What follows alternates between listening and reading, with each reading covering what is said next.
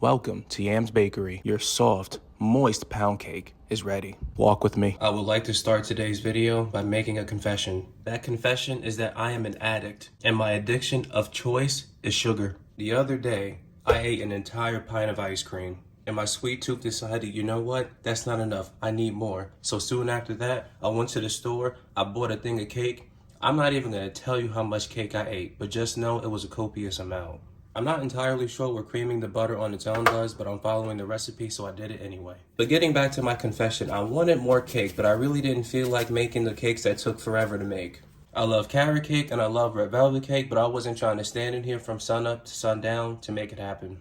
Pound cake takes almost no effort to make, so that's what we're gonna do today. I get to satisfy my sweet tooth while bringing you a delicious baked recipe. With that being said, you start by creaming some soft butter. You'll do that for about 2 minutes. You then add the sugar and you cream it together for another 2 or so minutes. You will also need to periodically scrape down the side of the bowl, so make sure you do that as well. And I'm gonna tell y'all right now, no, this is not my own original recipe. I'll put the original recipe in the description. While many of my non-baking recipes are my own, I am not good enough at baking to come up with something like this myself. And perhaps the most annoying thing about baking is how you cannot add all of the eggs you need to all at once. While I understand there's a reason for it, it doesn't make it any less annoying.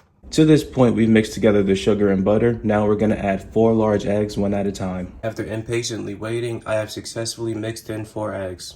So now we add the thing that all but ensures the moisture in our cake, sour cream. It still trips me out that sour cream is so useful in pound cake, but you know what? Who am I to question it?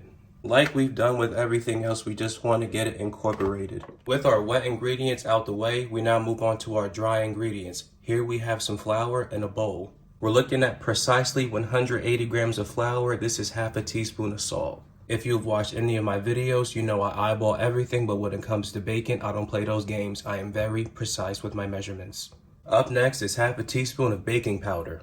Now, what I'm about to add is a little bit of a secret ingredient. It's not in the original recipe, but it's gonna add a lot, or do a lot, I should say. And if you want to learn more about this secret ingredient that I'm using, then I encourage you to go watch my cinnamon rolls video. All the details will be there, but for now, we're gonna whisk this together until it's all combined. Now, could you add all the flour at once? For sure. But I think it would be safer if you just added it gradually and mixed it in gradually. Maybe I'm doing too much, but that's just how I'm gonna do it. Finally, after what felt like forever, I have finished mixing everything, and we're now going to pour it into my springform pan.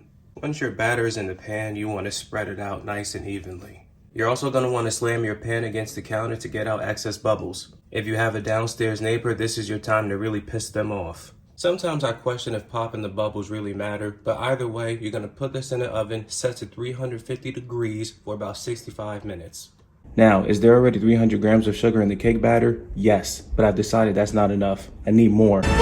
And I've decided to make a frosting. So we have about 200 grams of powdered sugar here in a bowl. And I'm gonna add a little bit more of this cinnamon secret weapon. Then you add a couple tablespoons of milk, but I'm just gonna eyeball it. And then we hand mix it until it's combined and it forms an icing. Update on the icing, it was good, but it was a little sweet.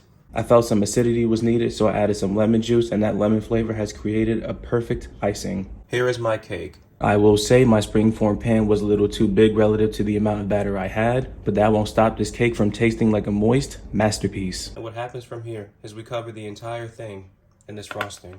I'm gonna get you up close and personal to this cake. Get a good look because this entire thing will not last over 48 hours.